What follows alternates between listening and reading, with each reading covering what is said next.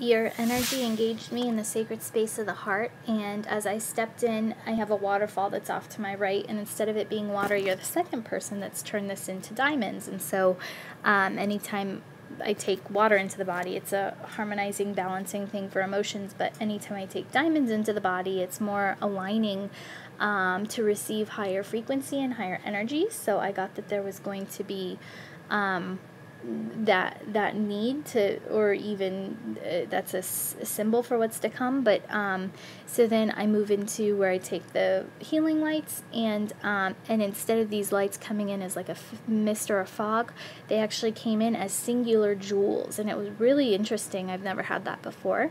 And these like jewels came in the like the ruby red, and then the, what would orange be? I don't know, whatever an orange jewel would be, and then the yellow jewel, and the emerald of the heart, and the whatever a blue would be, and then purple, and the crown chakra. And so they all came in as these like diamonds and jewels that I collected, which was really interesting. And then so the energy then goes to the rainbow road, and this is where it transitions more into your complete energy. And the energy decided to take the shape of like 1,000 diamonds, but there was these 7 specific big jewels, and your energy formed or manifested on the rainbow road in this column.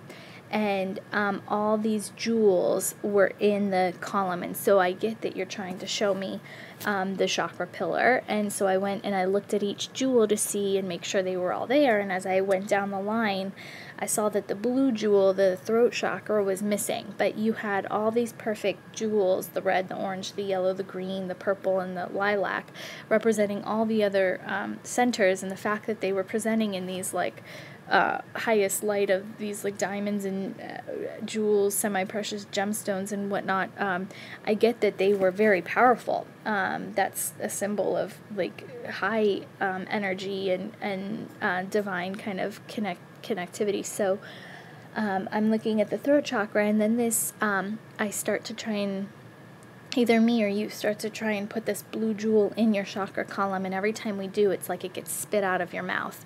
And so we try and bring this blue jewel back, and then you spit it out, and bring it back, and you spit it out. So for whatever reason, there's a complete disconnect. And so I got that this chakra center is closed in you, which if there's a closed chakra center, it can mean a few different things, but I don't think you came into this lifetime with it ever open.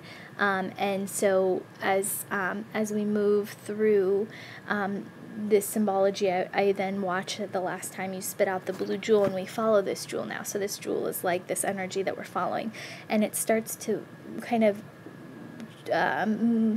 disapparate into like a mist-ish, and then I see that there's all this rain and an umbrella, and it feels like an old kind of movie, and then I start to get this image of like that first opening scene in the Batman movie where it's a little kid and he's walking with his mom and his dad in the dark kind of like sewery looking area, and a robber or somebody comes with a knife and looks at the kid and says like, shut up or I'll kill you, and he slits the throats of the mom and the dad.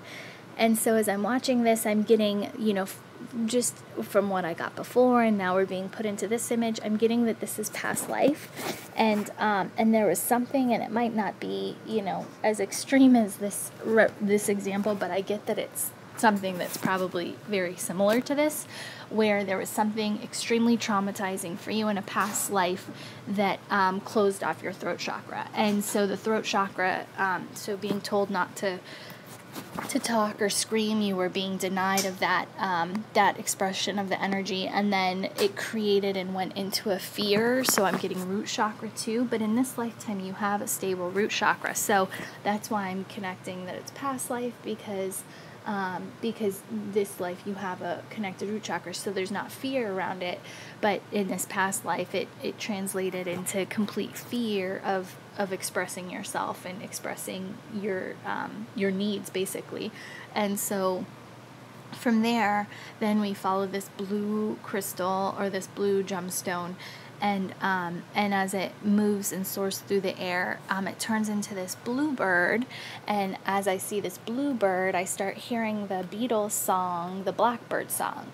And so a little reminder of the lyrics. So it's blackbirds singing in the dead of night. Take these broken wings and learn to fly.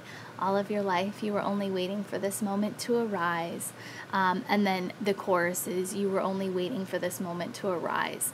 And so I get this really strong call to action that there is basically no opening in the throat chakra, and you have this perfectly aligned and energetic with like 6 other chakras in your chakra column. And so I'm getting that there's this divine energy that's trying to come through, but because of this block, and it's probably patterning from however many past lives you've had this, with, lack of being able to express yourself, and it's carried into this lifetime. And what I get in this lifetime and how it's manifesting around you. So our throat chakra center is about hearing and being heard. It's about creative expression. It's surrounded by the third eye center and the heart center, which the heart center kind of helps us to feel into what our divine purpose is, and the third eye center helps us to see and do.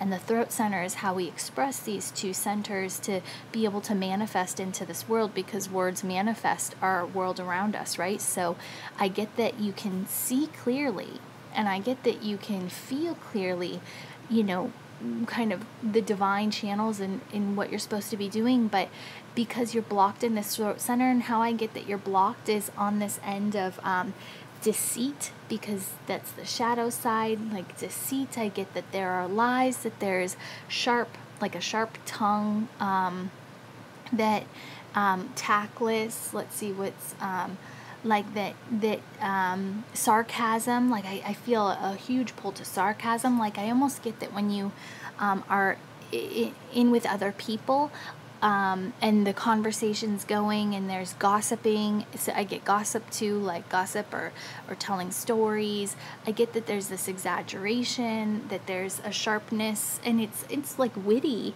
but I get that you use it to hide, like you're creating this fear out of expressing what your needs are and expressing your complete divinity. And so I get that everything that comes out of your throat center is almost like a cover-up to protect yourself still. So I get that exactly, you can see clearly what you want, and you can feel this. So most people, don't have those clear connections in the other chakras, and so when they speak words that are sharp or tactless or gossiping, like they speak these things, but then they're really believing it in their ego mind, or they're feeling that vendetta or something out towards somebody else that they're speaking in this way too, or they think that witty kind of sarcasm is really funny, and people always find it funny, but for you, I feel like this is almost, you're so clear in your other centers that I feel like you do this almost to,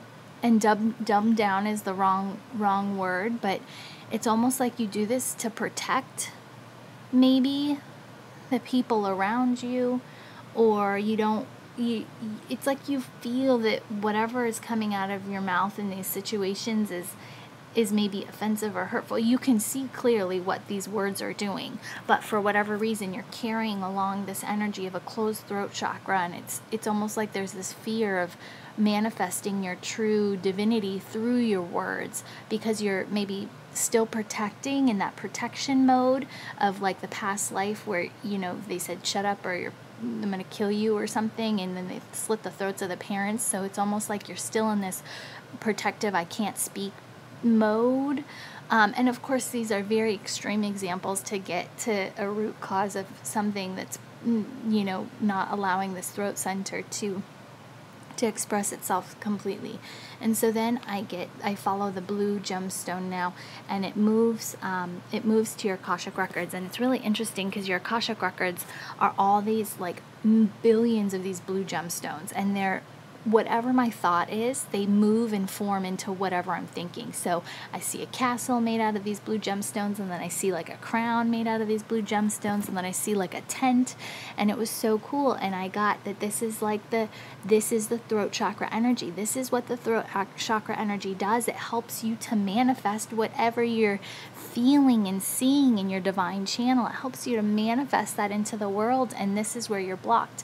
And so your little gemstone that we've been following actually moves into like a keyhole, and that unlocks the door. And so we move in, and now we're flooded by all this blue light.